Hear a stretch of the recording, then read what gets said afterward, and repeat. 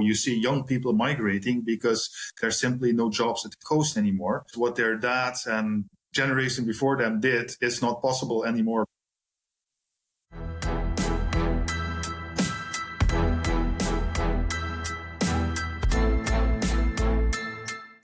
Follow the money.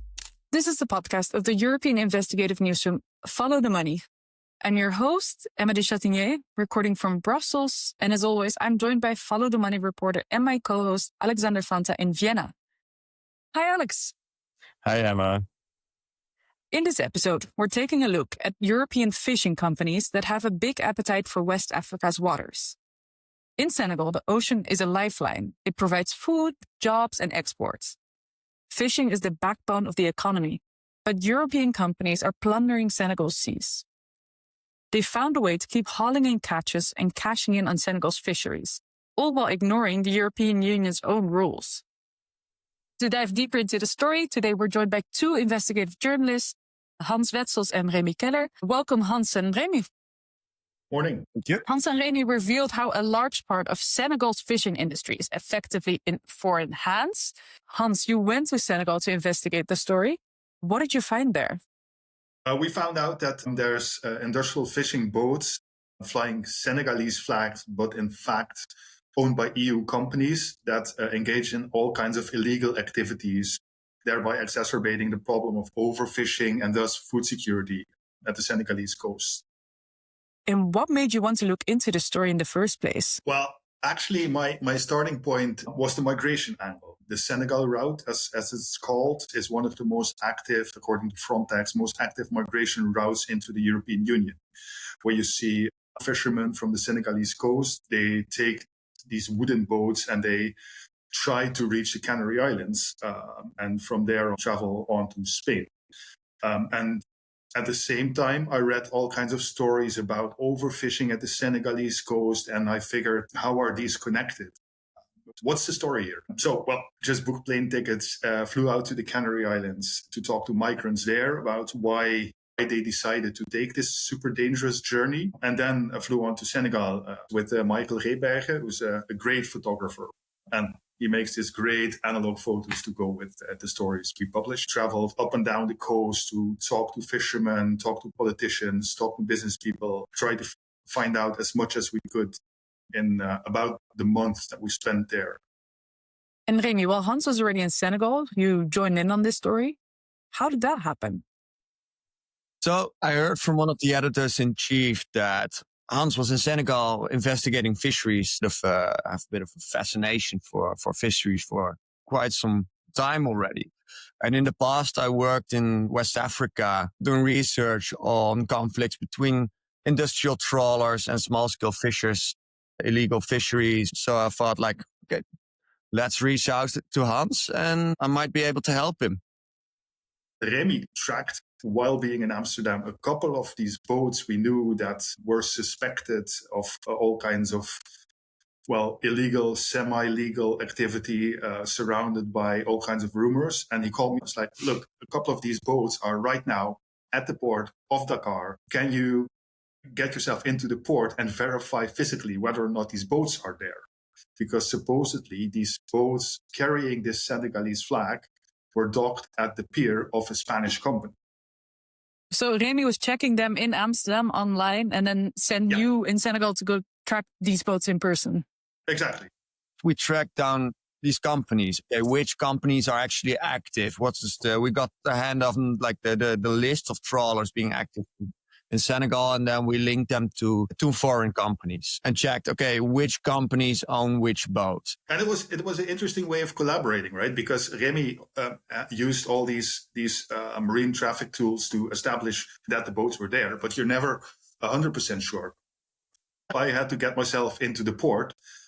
So in the end, we were able to verify that those boats were at that point docked at a specific pier, which was owned by a specific Spanish company, thereby confirming that our suspicions were true. And for context, what should we know about Senegal and fishing? Okay, so as in many countries on the Gulf of Guinea, in West Africa, fisheries is are really important, right? Like in terms of like food security, food sovereignty. For a large extent, for protein intake, they rely on small pelagics, fish such as sardines. These are small fish which reproduce fast and are really nutrient rich. People, they make a livelihood out of it. So it's from the fisherman, it's from the trader, it's from the women who process the fish up to, people selling it in neighboring countries. So hugely important, not only for food security, food sovereignty, but also for livelihoods, community building, etc. Hans, how did you experience that on the ground when you were traveling there? Well, I mean, it's a fisheries economy, and basically, if you're traveling up and down the coast like we did, everything revolves around fish. Fish are basically everywhere. You cannot get rid of the smell at some point. There's the Senegalese national dish, chiboudjen. It's basically rice with fish and different kinds of spices. You have like thousands of these colored wooden boats, pirogues, and they go onto the ocean every day for like 8 hours, 9 hours to fish. They come back every day. They sell the fish right at the beach to either small traders or women processors that smoke or dry the fish, and they go to the market, sell the fish to families. So it's economically, it's super important, but also it's what people eat every day. And beyond the region itself, of course, Europe is also very interested in Senegal's fishing market. Where does this interest from the EU come from? The EU is the most highly valued market in terms of fisheries products in the world. So you fetch the highest price for your fish here. So that's why many countries want to export to the EU. Because within the EU, it's used, the fish is eaten by consumers, or what is it? What is the fish used for? It's mostly consumer fish. So there's in fisheries, you have industrial fisheries for fish meal and fish oil, but there's also a lot of fish just being consumed, right? Between the EU and Senegal. There used to be a treaty under which not only European companies could fish for tuna and hake, but also for bottom-dwelling species, as fish with bottom trawls. These bottom trawlers, especially, these are quite like old bottom trawlers. They get a lot of bycatch. So when you fish for a certain species, you get like an X amount of kilos of extra species you catch in your nets. Yeah, sometimes they're landed, sometimes they just dumped overboard. So the impact was quite high. So it resulted in overfishing. And last catch also for the artisanal fishermen, which a large part of especially the local coastal economies are relying on. So a lot of protest against these bottom trawlers in Senegal, and therefore the agreement got suspended. So the agreement being suspended, did that mean that European companies no longer had access to the Senegalese market? Yeah, exactly. But many of these European companies, they stayed and they thought like, okay, this agreement is off. Let's set up joint ventures with Senegalese companies. You set up a joint venture as a European company in Senegal, and because you fly the Senegalese flag, you immediately get access to waters, fishing grounds in neighboring countries, because there's bilateral agreements between Senegal, Mauritania, Gambia, Liberia, whatever. But it was never supposed to work that way. It was never supposed that European companies get access to these waters. So we have European companies still fishing in Senegalese waters, but under a Senegalese flag. Does that mean that Senegal does still get money from those fishing expeditions, or does that mean that it directly flows to Europe? Much of those financial streams are quite opaque, also because it's like company info, and that's for obvious reasons not always public. But there has been some research done by Greenpeace, but also by the Western African Central Bank, who have calculated and rung the alarm about basically as a fisherman translated on a beach near Saint Louis. It's like, hey, the fish go out, no money comes back. It stays in Europe with the parent companies. And for your investigation, you also spoke with the chairman of the local fisheries council, which you quote in your article. And this person told you many boats with European owners are fishing in such a way that there's absolutely nothing left for us. And can you explain a bit more about what he meant by that? One of the problems along the think the entire African coast in that region is that there's declining catches. Fish stocks are under threat, etc., and so forth. And to be sure, that's not only because of this problem, right? There's climate change that changes migration patterns for fish. There's also, you have explosive growth of populations in country like Senegal. So the number of local fishermen also increases, and this all adds to the problem. But what you also see is that these industrial fishing boats, trawlers, they come closer to the shore. They use sardines as bait to fish for other species in the high seas. They come close to the shore at night. I've heard many stories from fishermen saying, look, there's these industrial trawlers. They come at night. They dim their lights, so we cannot see them anymore. And under the guise of, the darkness, they start fishing close to the shore where they know they're not supposed to come, because there's 22 kilometers of coastal zone that's legally reserved for small artisanal fisheries. And then you have all kinds of stories about, people getting killed because their wooden boat at night clashes with a big industrial trawler. So it's all kind of these stories that happen all along the coast. New agreement between the EU and Senegal was supposed to make fishery in Senegal more sustainable. And what did that agreement say? The idea is that agreement, the Sustainable Fisheries Partnership Agreement, the SFPA, only allows EU vessels to fish for tuna and hake, which are the deep sea species Senegalese fishermen do not fish for, because they only mainly stick to this coastal zone fishing for smaller fish. The treaty regulates that in such a way that becomes more sustainable, and that Senegal also can make some money with that, because the EU has to pay Senegal for access to its territorial waters. The idea was to pay Senegal, I think it was 1.7 million yearly, to make their fisheries sector more sustainable and also, develop it a little bit more. So the EU, they try to use their market buying force to act as the global leader, like moral leader in terms of fishery sustainability.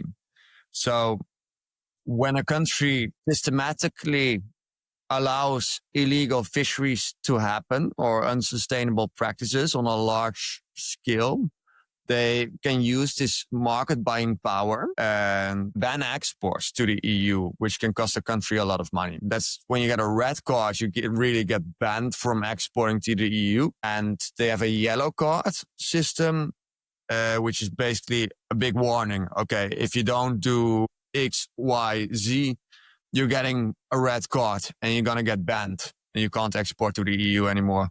The EU has given a yellow card to Senegal because what they say is they don't control their fleet well enough. They let Asian vessels fish in neighboring waters, flying under like Senegalese agreements. But with European countries actually setting up joint ventures in countries such as Senegal, and the EU not being able to regulate them, that sort of undermines this moral leadership, and not doing anything about it makes the EU as moral leader in the world of fisheries worldwide. It makes it quite hypocritical and way less effective, because it doesn't really work, right? When you say, okay, you should control the Chinese boats setting up foreign like joint ventures in your country, do something about it, while at the same time you have EU companies doing the same. The EU tells the Senegalese government basically, hey guys, you're not sticking by the rules. There's all kinds of illegal fishing activity in your waters. EU mainly implies that's Chinese and Asian vessels. But then we found out there's a lot of these vessels owned by European companies, which makes it a very double standard on the EU side, because in Europe, we are not willing to go after the owners of these vessels, because we say, hey, officially these are Senegalese, so we're not able to do anything about this. So Europe is pointing the finger to Senegal, but also to Chinese companies. They're saying, okay, these are overfishing Senegal. It's terrible. But what you're saying is Europe is actually doing the same thing through these joint ventures. Yeah. I mean, in that sense, we're not doing the same thing. We are allowing our own companies to get away with it while we either know it or we choose to not know it. I mean, when I was in Dakar, I went to the EU representation and talked to the ambassador. And he basically told me, when I confronted him with the issues I heard about while traveling there, it's like, no, but these are Senegalese companies and we're not able to do anything about it because that's the responsibility of the Senegalese government. So this is how the joint venture system works, is you fly the Senegalese flag, the EU is able to say, hey, this is not our problem, while knowing full well that these are, in the end, European companies. There's all kinds of incidents on the high seas, Sea Shepherd boarding, fishing trawlers, and seeing that companies are just not abiding by safety regulation, whatever, these things. And then it turned out that it was like 38% of EU vessels that were engaged in activities in West African countries had at some point broken a law. So that would imply that we as EU would do something about that, but we don't. Because we shove it off to these African governments and saying, hey, it's your responsibility. And then they're not able to do something because, Senegalese government doesn't have that much money or capacities to check everything that's going on. And then we come in and say, here's the yellow card because you're not abiding by the rules. And next to fishing, Senegal is also a very important country for the EU when it comes to migration. The European Commission has said that it would pay Senegal 30 million euros to help the countries to stop migrants from making their way to the EU. And we have already talked about it a little bit, but how is that connected to this fishing story? If the entire economy of a country is dependent on fisheries and there's less catches, that will have ripple effects through the entire economy. So you see young people migrating because there's simply no jobs at the coast anymore, because what their dads and generation before them did is not possible anymore because there's more boats competing for less fish. So you seek your chances elsewhere and you jump onto a wooden boat and take a dangerous journey to Europe because supposedly that's where you can still earn money because in your own country, there's not much of a future left for you. What the EU is doing is that the EU supports like the Senegalese Coast Guard to stop human trafficking and stop boats from leaving for the Canary Islands, right? So on the one hand, we have these European companies that are hurting Senegal's economy and make people leave the country. And then at the same time, we have the EU giving money to the Senegalese government to stop migrants from leaving the country. Yeah, exactly. We should be conscious that this is a very dangerous journey and people don't do this because they think, hey, nice, let's go on a boat trip to Europe, right? It's a conscious choice for which the push factor in the country of origin is the biggest factor. And what the EU could do, instead of only saying, look, we're going to give you like 5.75 million a year, or I think that was the exact number, I'm not entirely sure, just to stop human trafficking. You can also say, hey, we're going to support your Coast Guard. We're going to support the government to track down ships fishing illegally, going to the root of the problem. And that's where we'll leave it for today. Thank you so much, Hans and Remy. And Alex and I will be back soon for another episode. You can find the story about Hans and Remy on ftn.eu and in the show notes. You've listened to the podcast of Follow the Money. Our watchdog journalism is funded by our members. Subscribe and support European investigative journalism.